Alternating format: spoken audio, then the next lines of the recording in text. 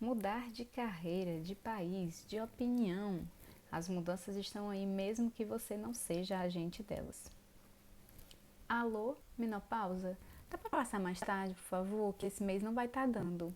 Mesmo que a impermanência seja parte da vida, algumas mudanças podem ser difíceis de ser compreendidas e até mesmo acolhidas. Às vezes a gente não consegue nem compreender um desejo interno de mudar que o corpo mostra que ele quer mudar. Não entendeu nada? Então fica comigo que eu vou te explicar. Eu me chamo Larissa Pinho e esse é o Na Sua Cachola.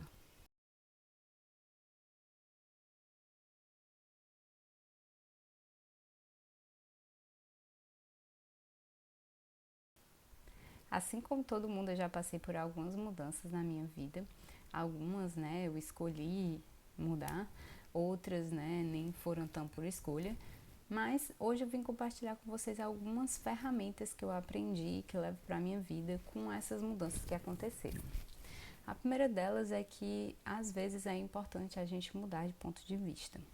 Quando a gente está olhando as coisas, né, por um ângulo, às vezes a gente tem um problema, às vezes a gente tem que fazer uma escolha, né, uma escolha que vai acarretar numa mudança, a gente fica olhando só por um ângulo, né? E talvez assim, um livro que você lê, um filme, uma conversa que você tem com alguém pode te ajudar a mudar o seu ângulo de vista, né? Assim, o ângulo pelo qual você está olhando aquela situação, né? E que isso vai te ajudar nesse processo, né, de mudança. Às vezes a gente está tão fixado naquela coisa que a gente não consegue é, pe pegar a distância, né, ver a coisa por uma distância maior. Às vezes a terapia pode te ajudar, né, com isso, às vezes uma conversa com um amigo. E é muito importante que a gente possa ampliar essas diferentes visões, né? Eu vou dar um exemplo, né, de quando eu era criança. Eu morava em uma rua que ficava a 2 quarteirões da praia e eu me mudei para era na mesma rua, mas em um quarteirão diferente. Quando eu morava nesse primeiro apartamento, eu morava no primeiro andar, né? Tinha prédios na frente. E quando eu me mudei para o sétimo andar e não tinha tantos prédios na frente, né, desse meu prédio.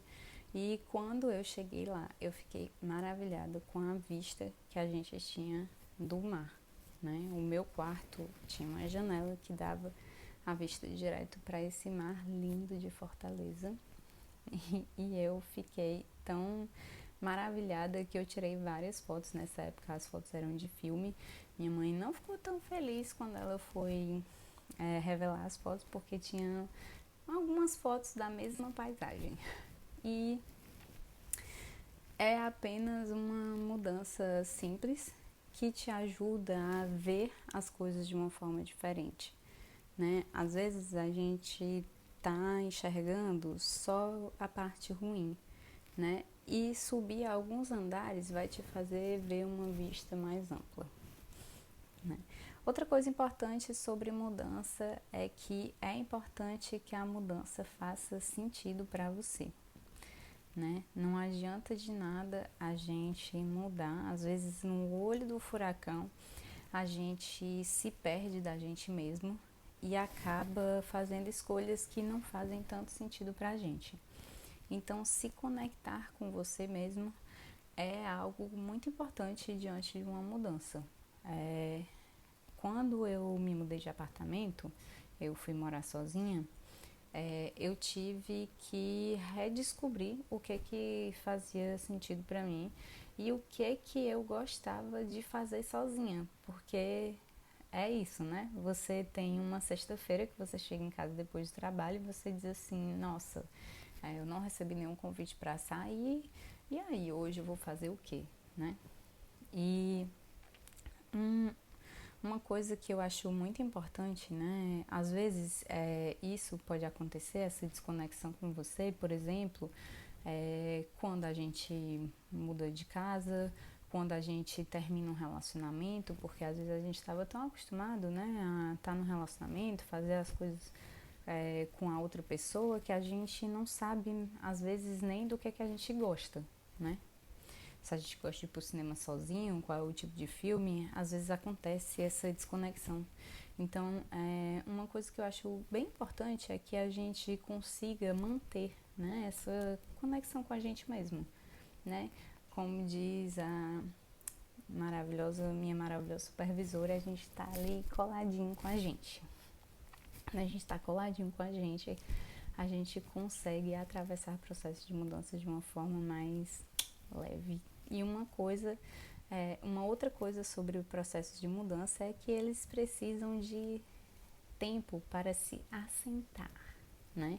Às vezes, um exemplo bem besta aqui é quando a gente corta o cabelo, né? Aí algumas pessoas falam assim, não, eu cortei o cabelo, mas ele ainda não assentou. Então, né, assentar é moldar-se a uma nova coisa. E às vezes um processo de mudança te tira totalmente, né, daquele lugar que você estava, te coloca num outro lugar que ainda é desconfortável porque você ainda não conseguiu ali entender os seus sentimentos, onde você está. Mas, ponto anterior, quando a gente está coladinho com a gente consegue aí, né, essa conexão, talvez de uma forma mais fluida, né, de se conectar com a gente mesmo, de entender que é isso, né? Um exemplo, como eu falei no vídeo anterior, se você não assistiu, vai lá assistir, eu conto um pouco sobre mim, quem eu sou. Para quem não sabe, eu não moro mais no Brasil, mudei de país.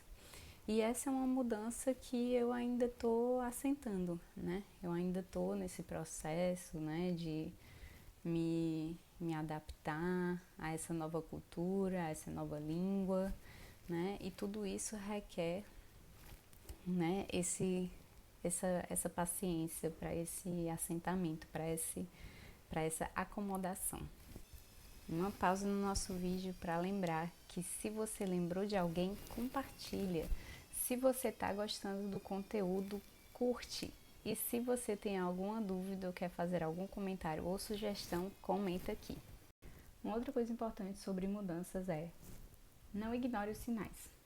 O nosso corpo, as nossas emoções, eles dão sinais pra gente de que alguma coisa não tá bem. Se você não tá conseguindo dormir, se você tá sentindo muita dor de estômago, às vezes o nosso corpo tá dando sinais ali pra gente. Quando a gente sente muita raiva numa situação cotidiana, será que isso não quer dizer que você tá precisando fazer alguma mudança? Né? Assim, quando a gente tá sentindo uma dor nas costas e a gente é muito sedentário, pode ser ali que você esteja precisando ficar mais ativo, né? Dar atividades para o seu corpo que te ajude a diminuir essa dor.